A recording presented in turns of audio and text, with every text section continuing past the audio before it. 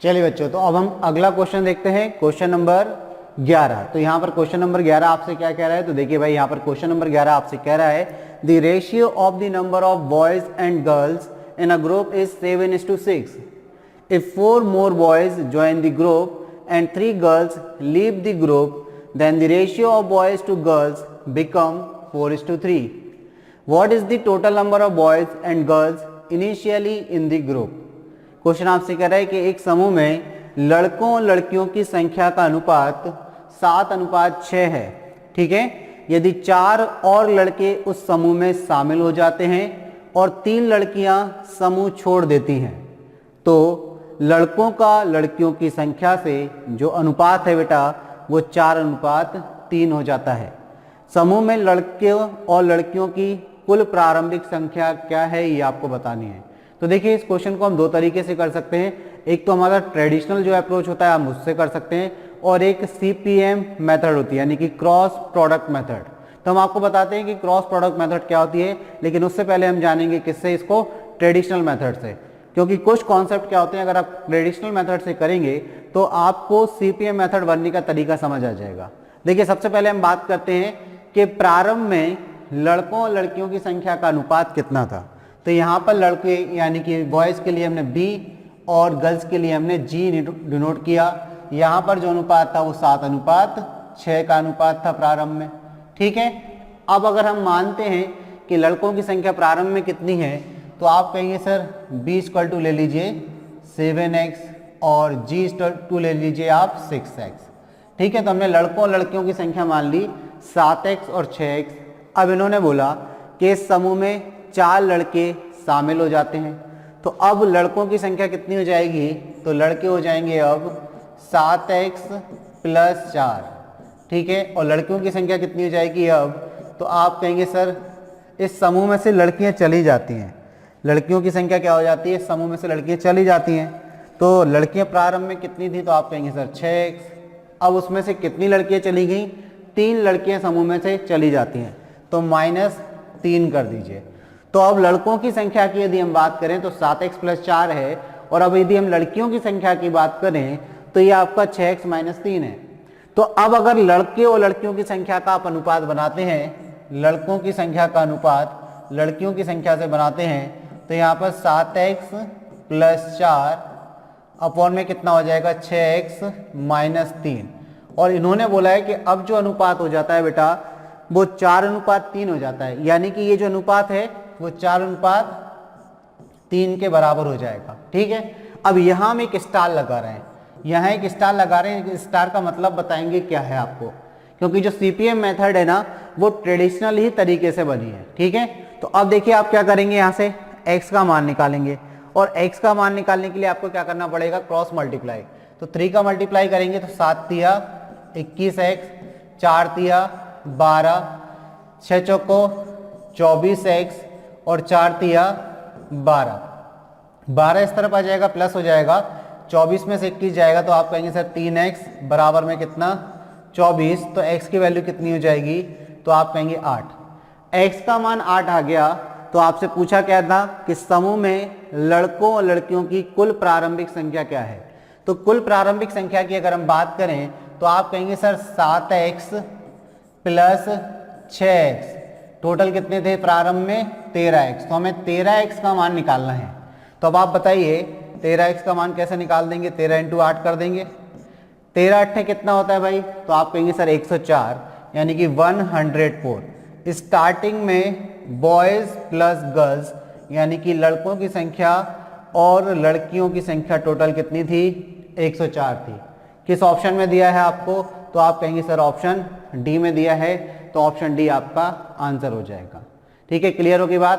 तो option D आपका क्या हो गया बेटा, आंसर हो गया। देखिए अब हम सीपीएम मेथड बताते हैं, जहां हमने स्टार लगाया है उस स्टार का मतलब अब आपको समझना है। देखिए यहां पर आप देखिए कि आप 3 का मल्टीप्लाई 7 से कर रहे हैं और 4 का मल्टीप्लाई 6 से कर रहे हैं, और लड़कों की संख्या आपकी बड़ी थी तो आपने प्लस का 4 लिखा, और लड़कियों की संख्या घटी थी तो आपने माइनस का 3 लिखा।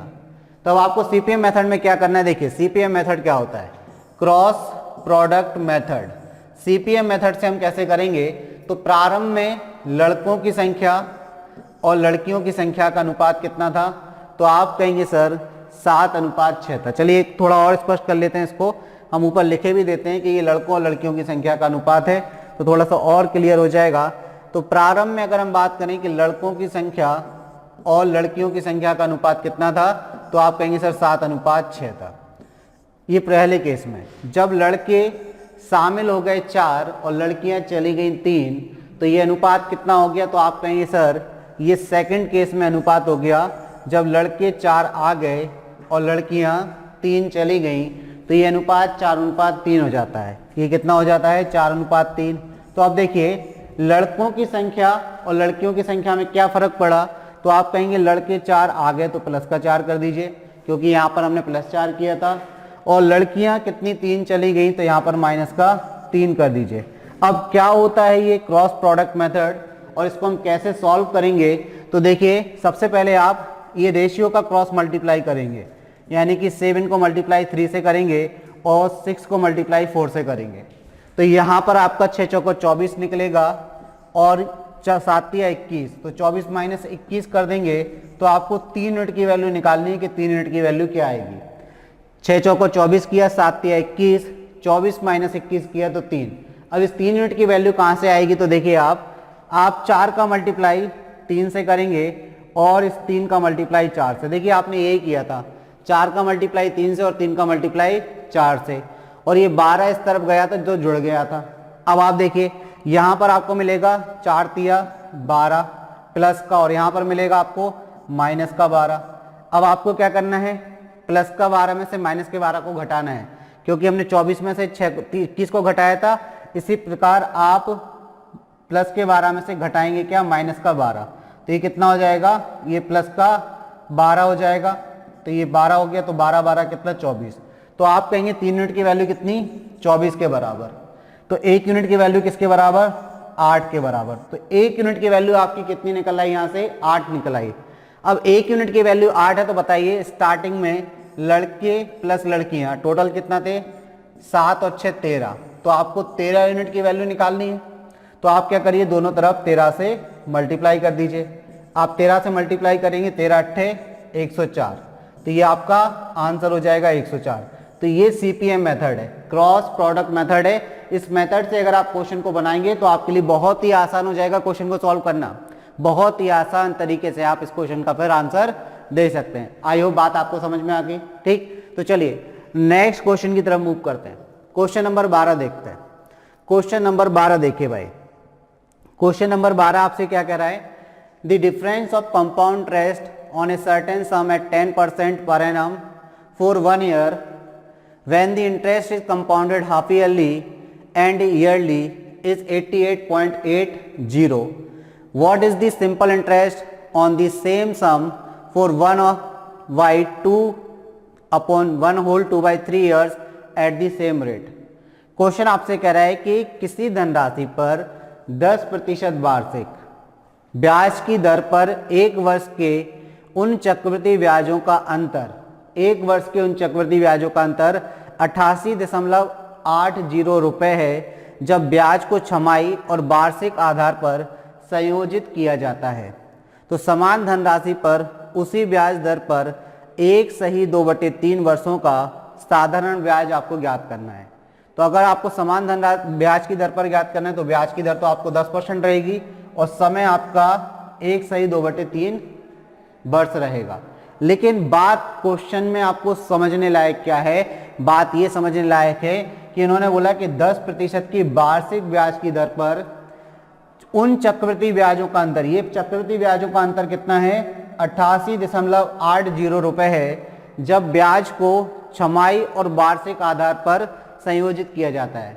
अगर आप वार्षिक आधार पर संयोजित करते हैं यानी कि 10% ईयरली आपका रहेगा, लेकिन जब आप छमाही आधार पर संयोजित करेंगे 1 साल के लिए तो ब्याज की दर कितनी हो जाती है आपको पता है, 5%। तो हमें ये देखना है कि जो 5% छमाही रूप से ब्याज की दर है वो 1 साल में आपको कितना ब्याज देगी। तो आप ये जानते हैं कि हर 6 महीने में अगर आप ब्याज की गणना करते हैं तो 6 महीने में 5% ब्याज मिलेगा, फिर उस 5% पर 5% फिर से ब्याज मिलेगा। तो हम क्या करेंगे, इस 5% की ब्याज की दर को एक साल की इक्विवेलेंट ब्याज की दर बनाना है, यानी कि इसके समतुल्य एक साल की ब्याज की दर क्या होगी वो बनाना है। तो हम जानते हैं क्या होता है formula, x plus x y upon 100। ठीक है, तो आप क्या करेंगे यहाँ पर 5% पहले 6 महीने के लिए, अगले 6 महीने के लिए 5%, 5 × 5 और बटे में कितना हो जाएगा 100, यानी कि यहाँ से निकलेगा 10.25%, 10.25%। मतलब जिस धनराशि को आपने एक साल के लिए 10% ब्याज की दर पर अगर दिया, तो अगर मान के चलिए 100 रुपये आपने दिए, तो 100 रुपये एक साल के ब्याज की दर पर दे रहे हैं, मतलब आप एक साल बाद ही ब्याज की गणना कर रहे हैं 10%, तो आपको 10 रुपये ब्याज मिलेगा। लेकिन 100 रुपये को आपने 10% वार्षिक ब्याज की दर पर दिया, लेकिन आप ब्याज की गणना छमाही रूप से कर रहे हैं, तो पहले 6 महीने में आप 5% ब्याज लेंगे, यानी कि 5 रुपये। अगले 6 महीने में 5% तो लेंगे, प्लस 5 पर भी आप 5% लेंगे, यानी कि 0.25 रुपये फिर ब्याज लेंगे। तो हम कह सकते हैं कि जो ईयरली है और जो हाफ ईयरली है, ये जो हाफ ईयरली है, इन दोनों में कितने का डिफरेंस है? तो आप कहेंगे सर यहाँ पर 0.25% का डिफरेंस है, यानी कि इसके कंपैरिजन में, ईयरली के कंपैरिजन में हाफ ईयरली में आपको चक्रवृद्धि ब्याज कितना ज़्यादा मिला? 0.25% ज़्यादा मिला। जबकि क्वेश्चन में कितना लिखा है? 88.80, यानी कि हम ये कह सकते हैं कि मूलधन का 0.25% 88.80 रुपए के बराबर है। ठीक है, तो यहाँ से हम 100% की वैल्यू निकालेंगे, तो पहले तो इसका परसेंट कैंसिल कर दीजिए इसके परसेंट से, तो आपका हो जाएगा 25% की वैल्यू किसके बराबर? तो आप कहेंगे सर 8880 के बराबर। तो 100% बनाना है तो दोनों तरफ 4 से मल्टीप्लाई कर दीजिए, तो ये हो जाएगा 100%। तो प्रिंसिपल आ जाएगा 100%, मतलब क्या? प्रिंसिपल, मूलधन आ जाएगा। तो ये कितना हो गया भाई? 0, 8 चौक 32 की 2 हासिल में 3, 8 चौक 32 और 3 35 की 5 हासिल में 3, 8 चौक 32 और 3 कितना? फिर से 35, यानी कि 35,520। 0, 8 चौक 32 की 2 हासिल में 3, 8 चौक 32, 3 35 की 5 हासिल में 3, 8 चौक 32 और 3 35, यानी कि 35,520 आपका प्रिंसिपल है, मूलधन है। तो अब आपने मूलधन निकाल लिया, मूलधन निकाल लिया। अब ये कह रहे हैं कि उसी मूलधन का, देखिए समान धनराशि पर उसी दर, ब्याज की दर से, यानी कि ब्याज की दर 10% से, कितने समय का? तो 1/2/3 वर्ष का ब्याज आपको बताना है। तो आपको पता है कि यदि एक साल की ब्याज की दर 10% है तो कितना साल है ये? तो आप कहेंगे 3 एकम 3 2 5, 5/3 साल का ब्याज क्या होगा? तो आपको पता है कि समय का आप दर से मल्टीप्लाई कर दीजिए तो फाइनल ब्याज निकल आता है साधारण ब्याज में, यानी कि आपको 50/3% का ब्याज निकालना है। 50/3% का ब्याज निकालना है, किसका? मूलधन का।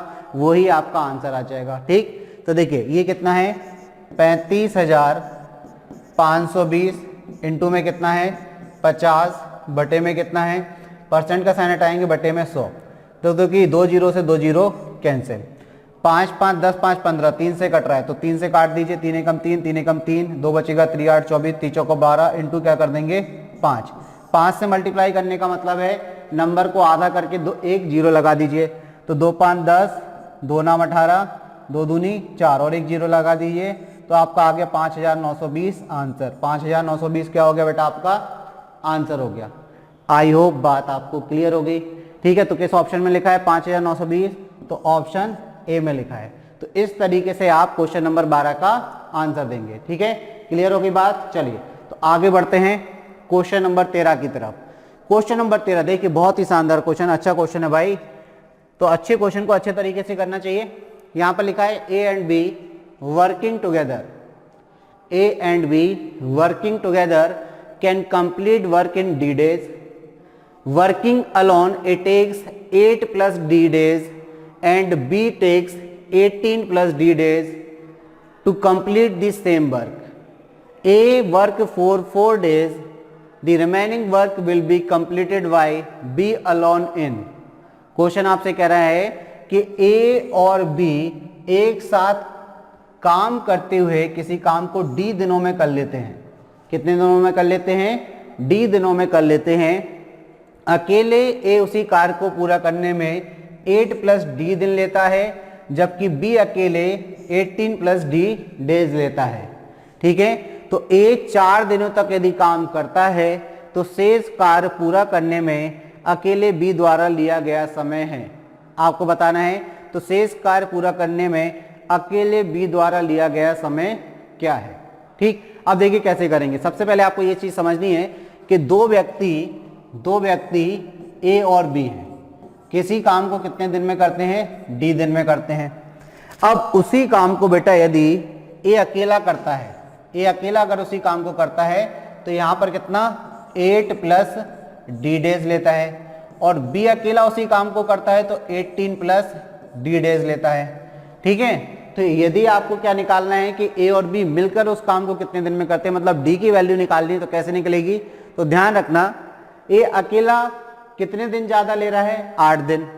बी अकेला कितने दिन ज्यादा ले रहा है, 18 दिन। मतलब ए और बी दोनों मिलकर तो काम को डी दिन में करते हैं, जबकि ए अकेला 8 दिन ज्यादा लेता है और बी अकेला 18 दिन ज्यादा लेता है। तो ए और बी मिलकर उस काम को कितने दिन में करेंगे। तो इस टाइप का क्वेश्चन जब भी आपके पास बने तो आपको क्या करना है बेटा, देखिए आपको निकालना है कि ए प्लस बी मिलकर उस काम को कितने दिन में करेंगे। तो जो एक्स्ट्रा डेज है ना 8 और 18, इनका मल्टीप्लाई करके इनका वर्गमूल ले लीजिए, तो यहां पर आपको डी की वैल्यू मिल जाएगी कि ए और बी मिलकर उस काम को कितने दिन में करते हैं। ठीक है, ये कॉन्सेप्ट आपको याद रखना है। तो देखिए आप 8 को लिख सकते हैं 4 इंटू 2, 18 को आप लिख सकते हैं 2 इंटू 9। ठीक है, तो यहां से देखिए 4 का वर्गमूल 2, यहां से 1 2 और यहां से 3 आ जाएगा, तो 4 तिया 12, यानी कि डी की वैल्यू कितनी आ गई, 12। तो ए और बी उस काम को कितने दिन में करते हैं, तो ए और बी उस काम को 12 दिन में करते हैं। ए और बी उस काम को कितने दिन में करते हैं बेटा, 12 दिन में। तो बताइए ए कितने दिन में करेगा, 12 और 8 20 दिन में। बी कितने दिन में करेगा, 12 और 18 30 दिन में। बस हो गया काम। अब आपको ये पता चल गया कि ए किसी काम को 20 दिन में करता है और बी उसी काम को 30 दिन में करता है। तो जब ए काम को 20 दिन में करता है और बी 30 दिन में करता है, तो इन दोनों का आप क्या कर दें, एलसीएम ले लें तो वर्क निकल आएगा। तो वर्क कितना आ गया, 60 यूनिट का वर्क आ गया। अब हम क्या करेंगे, वर्क निकालने के बाद इफिशियंसी निकालेंगे। तो अगर ए 20 दिन में 60 करता है तो एक दिन में 3 करेगा, बी 30 दिन में 60 करता है तो एक दिन में 2 करेगा। ठीक है, अब आप देखिए क्वेश्चन में बोल रहे हैं कि ए ने 4 दिनों तक काम करता है, तो शेष कार्य पूरा करने में बी अकेले द्वारा लिया गया समय आपको बताना है। अब बताइए कि ए ने कितने दिन काम किया, और ए एक दिन में कितना करता है, तो एक दिन में 3 करता है, तो 4 दिन में कितना किया, 12। तो हम यहां से क्या निकालेंगे, शेष कार्य, रिमेनिंग वर्क। तो हम शेष कार्य निकालेंगे भाई, 60 में से 12 यूनिट का काम हो गया तो कितना बचा, 48 यूनिट का काम। अब ये 48 यूनिट का काम किससे करवाना है, बी से। तो बी की क्षमता कितनी है भाई, 2 यूनिट काम करने की है। एक दिन में बी जो है वो 2 यूनिट काम करता है। तो अब आप बताइए कि बी कितने दिन में काम कर लेगा। तो दिन कैसे निकालते हैं, तो आपको पता है जो कार्य है उसको बी की क्षमता से आप भाग लगा दीजिए। आप भाग लगाएंगे तो कितना आ जाएगा भाई, ये 24 आ जाएगा। तो बी कितने दिन में काम को कर लेगा, 24 दिन में उस काम को कर लेगा। तो 24 किस ऑप्शन में दिया है आपको, तो आप कहेंगे सर ऑप्शन बी में दिया है, तो ऑप्शन बी आपका आंसर। क्लियर हो गई बात। तो बहुत ही आसान क्वेश्चन है। टाइम एंड वर्क में आपको हमेशा क्या चीज याद रखनी है कि आपके पास वर्क कितना है वो वर्क निकालना है। वर्क कैसे निकलता है, तो वर्क निकलता है दिए गए जो दिन होते हैं उनका एलसीएम लेकर। जब हम वर्क निकाल लेते हैं तो उस वर्क को हम क्या करते हैं, जो दिन होते हैं उनसे डिवाइड करते हैं तो एफिशिएंसी निकाल लेते हैं। लेकिन ये क्वेश्चन थोड़ा सा अलग था। इसमें क्या बात थी कि इसमें मैं बोला था कि ए और बी डी दिन में किसी काम को करते हैं। ए अकेला 8 दिन ज्यादा लेता है, मतलब ए और बी से 8 दिन ज्यादा लेता है, क्योंकि ए और बी डी दिन में कर रहे थे और ए अकेला 8 प्लस डी दिन में कर रहा था, और बी अकेला 18 प्लस डी दिन में कर रहा था। तो जब भी ये क्वेश्चन आपका पेपर में बने तो आपको क्या करना है, आपको करना है जो एक्स्ट्रा दिन लग रहे हैं ए को, यानी कि दोनों मिलकर डी दिन में कर रहे हैं और ए 8 दिन ज्यादा ले रहा है और बी 18 दिन ज्यादा ले रहा है, तो ए और बी उस काम को कितने दिन में करेंगे। तो इसके लिए आपको क्या करना है, जो एक्स्ट्रा दिन है उनका मल्टीप्लाई करके उनका स्क्वायर रूट लेना है। तो डी की वैल्यू कितनी आ गई यहाँ पर 12। अब डी की वैल्यू आपने 12 निकाल ली बेटा, तो यहां से आपको ए की वैल्यू भी मिल गई कि ए उस काम को कितने दिन में करेगा, 20 दिन में, बी उस काम को कितने दिन में करेगा, 30 दिन में। एलसीएम ले लिया, वर्क आ गया, एफिशिएंसी आ गई, ए ने 4 दिन काम किया तो उसका 4 दिन का काम 12 यूनिट हो गया, शेष कार्य हमने 48 यूनिट निकाल लिया। इस 48 में हमने बी की एफिशिएंसी से भाग दे दिया क्योंकि हमें 20 से काम करवाना है, तो बी शेष कार्य को 24 दिन में कर लेगा। क्लियर बात। चलिए तो आगे बढ़ते हैं, क्वेश्चन नंबर 13 देखते हैं। देखिए क्वेश्चन नंबर 13 आपसे क्या कह रहा है, यहाँ लिखा है in triangle ABC D and D R the points on side AC and BC respectively such that DE parallel AB। यहाँ पर DE पैरेलल है, ये समांतर का साइन है और ये भी समांतर का साइन है। DE parallel AB, F is a point on C such that DF parallel AE, यानी कि जो समांतर है DF किसके, AE के। फिर आगे दिया है C equal to 6 centimetre and CF equal to 2.5 centimetre, then BC is equal to. तो देखिए यहाँ पर त्रिभुज ABC में बिंदु D तथा E क्रमशः AC और BC पर इस प्रकार स्थित हैं कि DE समांतर AB है।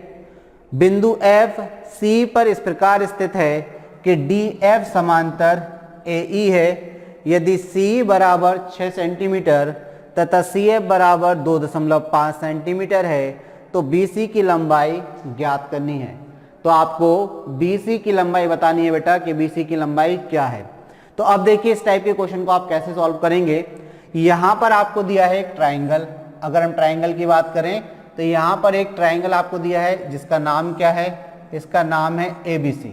तो ये ट्राइंगल हो गया आपका ABC। अब इस ट्राइंगल ABC की बिंदु D और E जो हैं वो किस AC और BC पर स्थित हैं। तो AC कहाँ है, तो आप कहेंगे कि AC पर बिंदु D स्थित है, ठीक है, और BC पर बिंदु कौन सा, E स्थित है। तो BC पर बिंदु E स्थित है। कहीं भाई ये मिड पॉइंट नहीं है, ये चीज ध्यान रखना है, यहाँ पर मिड पॉइंट नहीं बोला गया तो कहीं बिंदु स्थित है, आप कहीं भी बना सकते हैं इसको, ठीक। इसके बाद इन्होंने बोला है कि इस प्रकार स्थित हैं कि D समांतर AB, मतलब DE और AB, अगर आप DE को मिला देते हैं तो ये पैरेलल हो जाती है AB के, ये क्या है, समांतर है AB के। इसके बाद इन्होंने बोला है कि F बिंदु जो है वो C पर इस प्रकार स्थित है, CE, ये CE है, तो C पर F बिंदु और बना देते हैं। चलिए C पर F बिंदु है और ये इस प्रकार स्थित है कि DF समांतर AE, DF मतलब अगर आप इसको मिला देते हैं, D को F से मिला देते हैं तो ये समांतर किसके है, AE, तो आपको A को AC में भी मिलाना पड़ेगा, तो A को E से भी मिला दीजिए, तो ये दोनों समांतर है, ठीक है। अब इन्होंने क्या क्या दिया है, इन्होंने CE की वैल्यू दी है 6 सेंटीमीटर, तो CE थोड़ा सा देखिए कहाँ पर है, CE आपको ये दिया है 6 सेंटीमीटर, ठीक। इसके बाद आपको CF ये वाली वैल्यू दी है आपको, यहाँ से यहाँ तक की डिस्टेंस, ये कितनी दी है, तो ये 2.5 सेंटीमीटर दी है, बहुत बढ़िया। इसके बाद आपको BC की लंबाई बतानी है कि ये BC कितना है। अब आपको क्या बताना है, BC की लंबाई बतानी है, ठीक है। तो अब आप यहाँ पर देखिए कौन सा कॉन्सेप्ट लगाएंगे। तो सबसे पहले आप ट्राइंगल देखिए, सबसे पहले आप क्या देखिए, ट्राइंगल देखिए, कौन सा ट्राइंगल, ट्राइंगल ABC। तो आप लिखेंगे in triangle ABC, triangle ABC यानी कि त्रिभुज ABC में DE जो है वो समांतर किसके है, AB के है। अगर DE समांतर AB के है तो थेल्स प्रमेय से, किससे, थेल्स प्रमेय से, थेल्स की जो प्रमेय है आपको पढ़ाई है, ठीक है, आप स्टडी अड्डा की YouTube चैनल पर तो है ही, साथ ही साथ स्टडी अड्डा का आप ऐप भी डाउनलोड करके वहां से आप पढ़ सकते हैं कि थेल्स प्रमेय क्या होती है। तो थेल्स प्रमेय क्या होती है कि अगर एक त्रिभुज में, देखिए यहाँ पर हम मेंशन किए दे रहे हैं आपको कि अगर एक त्रिभुज ABC आपके पास है, तो ABC तो आपने ले लिया, तो हमने PQR ले लिया, PQR और ST अगर भुजा QR के समांतर है, मतलब अगर हम बोलें कि ST भुजा समांतर है QR के, तो थेल्स प्रमेय से PS अपॉन PQ का जो अनुपात है वो PT अपॉन पी आर के अनुपात के बराबर होता है। यानी कि ये छोटे वाले त्रिभुज की ये छोटी भुजा पी एस का अनुपात पी क्यू यानी कि बड़े वाले की त्रिभुज की भुजा से अनुपात P T upon P R के बराबर होता है, ये थेल्स प्रमेय कहती है। साथ ही साथ यहाँ पर थेल्स प्रमेय में P S upon S Q अनुपात P T upon T R भी होता है। या फिर हम ऐसा भी कह सकते हैं कि P S upon P T बराबर P Q upon Q R, ये अगर उस तरफ ले जाएंगे तो ये थेल्स प्रमेयों के 2-3 पॉइंट हैं। तो अब हमने ट्राइंगल कौन सा लिया, ए बी सी लिया। अब आपको पता है कि ए बी सी में ए बी समांतर किसके है, डी ई के। देखिए क्लियर लिखा हुआ है कि डी ई समांतर ए बी, तो यहाँ पर लिखा है कि डी ई जो है वो समांतर है ए बी के, त्रिभुज ए बी सी में। अगर समांतर है तो हम यहाँ से कह सकते हैं कि आपकी भुजा कौन सी, ये सी डी। सी डी का अनुपात किससे, पूरे ए सी से। तो आप कह सकते हैं कि सी डी अनुपात ए सी, सी डी अनुपात ए सी बराबर क्या होगा, तो आप कहेंगे सर ई सी अनुपात बी सी, ई सी अनुपात बी सी हो जाएगा। ठीक है। अब देखिए एक दूसरा ट्राइंगल देखिए, आप देखिए भाई दूसरा ट्राइंगल देखिए। अब इन ट्राइंगल बात कर रहे हैं हम किसमें, ये छोटे वाले ट्राइंगल को देख लीजिए। ये वाला जो ट्राइंगल है कौन सा, ए ई सी। In triangle A E C, triangle A ई सी में आप देखिए कि ए ई जो है वो डी एफ के समांतर है। देखिए लिखा है डी एफ समांतर ए ई, तो यहां पर क्या लिखा है, डी एफ समांतर ए ई। ये भुजाएं आपको कैसी दी है, समांतर। जब डी एफ समांतर ए ई है तो इसमें भी देखिए ये वाली भुजा यानी कि यहां पर सी डी अनुपात ए ई, तो आप कहेंगे सर सी डी अनुपात ए सी, सी डी अनुपात ए सी। पी नहीं है, नहीं तो आप इसको पी समझे बेटा, ये डी है।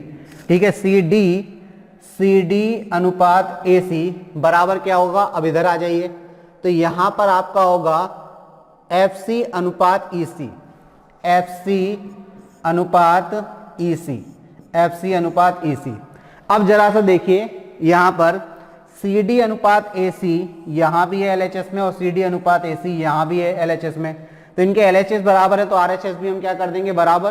तो यहां से आपको क्या मिल जाएगा, ई सी अनुपात बी सी बराबर एफ सी अनुपात यहां पर क्या है आपका ई सी, एफ सी अनुपात ई सी। अब देखिए आपके पास ई सी की वैल्यू है 6, एफ सी की वैल्यू है आपके पास 2.5, तो ये सब दिया है। बी सी की वैल्यू आपको निकालनी है तो आसानी से निकाल सकते हैं। तो चलिए वैल्यू रख देते हैं। ई सी की वैल्यू कितनी है, तो आप कहेंगे सर 6। बी सी की वैल्यू फाइंड करनी है, एफ सी की वैल्यू कितनी है 2.5, ई सी की वैल्यू कितनी है 6, पॉइंट हटा दीजिए, अपॉन में कितना आ जाएगा 60 हो जाएगा। तो कितने, 5 से कट जाएगा 5 बार, 5 से कट जाएगा 12 बार, तो 12×72। तो बी सी की वैल्यू कितनी हो जाएगी, तो आप कहेंगे सर 72 बटे में कितना 5, भाई 5 से काट दीजिए, तो 5 एकम 5, 2 बचेगा, 5 चौको 20 और 5 चौको 20 सेंटीमीटर, यानी कि 14.4 सेंटीमीटर, 14.4 सेंटीमीटर इस क्वेश्चन का बेटा आंसर होगा। किस ऑप्शन में दिया है, तो आप कहेंगे सर ऑप्शन सी में दिया हुआ है। आई होप बात क्लियर हो गई होगी। थेल्स प्रमेय का इस्तेमाल करना है। थेल्स प्रमेय क्या होती है, ये एक्सप्लेनेशन है। कोई दिक्कत हो तो आप कमेंट्स बॉक्स में मेंशन कर सकते हैं, ठीक है ना। चलिए आगे बढ़ते हैं क्वेश्चन नंबर 15 की तरफ। क्वेश्चन नंबर 15 आपसे क्या कह रहा है भाई, यहाँ पर लिखा है the expression 3 sec square theta 10 square theta plus 10 की power 6 theta minus sec square theta is equal to. ये भाई आपसे बोल रहा है कि इसकी वैल्यू किसके बराबर है, ये जो व्यंजक आपको दिया है। तो देखिए सबसे पहले तो हम व्यंजक लिख लेते हैं। यहाँ पर लिखा है 3 sec स्क्वायर थीटा और फिर इनटू में 10 स्क्वायर थीटा, फिर प्लस में 10 की पावर 6 थीटा और फिर माइनस में sec स्क्वायर थीटा। इसकी वैल्यू आपको बतानी है बेटा क्या होगी। तो सबसे पहले आप क्या करें, इसमें से माइनस कॉमन ले लें। क्यों ले लें, उसका रीजन अभी बताते हैं। जैसे ही आप माइनस कॉमन लेंगे तो देखिए ये जो टर्म्स है माइनस वाला वो प्लस में कन्वर्ट हो जाएगा, प्लस वाला माइनस में। तो ये sec की पावर 6 दी है, हमने स्क्वायर लिख दिया है। ये sec की पावर कितनी दी है बेटा, 6 दी है। तो यहां पर लिखा हुआ है sec की पावर 6 थीटा। तो अब जब आप माइनस कॉमन लेंगे तो आपके पास हो जाएगा ये sec की पावर 6 थीटा माइनस 10 की पावर 6 थीटा और ये हो जाएगा -3 सेक स्क्वायर थीटा और tan स्क्वायर थीटा। ये आपका हो जाएगा sec square theta minus tan square theta. Clear है? क्लियर है? ठीक है। अब देखिए यहां पर आपको क्या करना है बेटा, फॉर्मूला बनाना है। यहां पर a cube minus B cube का फॉर्मूला बनाना है। कैसे बनेगा तो देखिए बेटा, यहां पर आप माइनस सेक स्क्वायर थीटा, यहां बड़ा ब्रैकेट लगा लीजिए जिससे और स्पष्ट हो जाएगा, आपको क्लियर रहेगा। तो यहां आप क्या करिए, स्क्वायर ब्रैकेट लगा लीजिए, यहां लिखिए सेक स्क्वायर थीटा का होल क्यूब और माइनस tan स्क्वायर थीटा का होल क्यूब, ठीक है, और -3 sec square theta tan square theta और यहां पर आप लिख सकते हैं मल्टीप्लाई में sec square theta minus tan square theta. अब आप कहेंगे सर ये तो यहां कहीं दिया ही नहीं है, तो आपने कैसे लिख दिया? तो देखिए बेटा, यहां पर आप एक आइडेंटिटी जानते हैं कि sec square theta minus tan square theta, sec square theta minus tan square theta equal to क्या होता है? 1 होता है। तो इसकी जगह पे आप 1 रखेंगे तो हमारे कोई क्वेश्चन में फर्क पड़ा क्या? नहीं, लेकिन हमारा फॉर्मूला बन गया। इससे क्या बन गया? तो आप कहेंगे sir a cube minus B cube minus 3ab bracket में a माइनस बी, यानी कि किसका फॉर्मूला होता है? ये फॉर्मूला होता है a माइनस बी का होल क्यूब। ये फॉर्मूला किसका होता है? a माइनस बी का होल क्यूब। तो आप यहां पर लिखेंगे a की value sec square theta minus tan square theta का होल क्यूब। तो ये बन गया आपका किसका formula? a cube minus B cube का whole cube, a minus B cube का, a cube minus B cube का नहीं सॉरी, a माइनस बी का होल क्यूब। अब sec square theta minus tan square theta क्या होता है? 1। तो अब आप क्या कर देंगे, यहां पर आप रख देंगे 1 का क्यूब।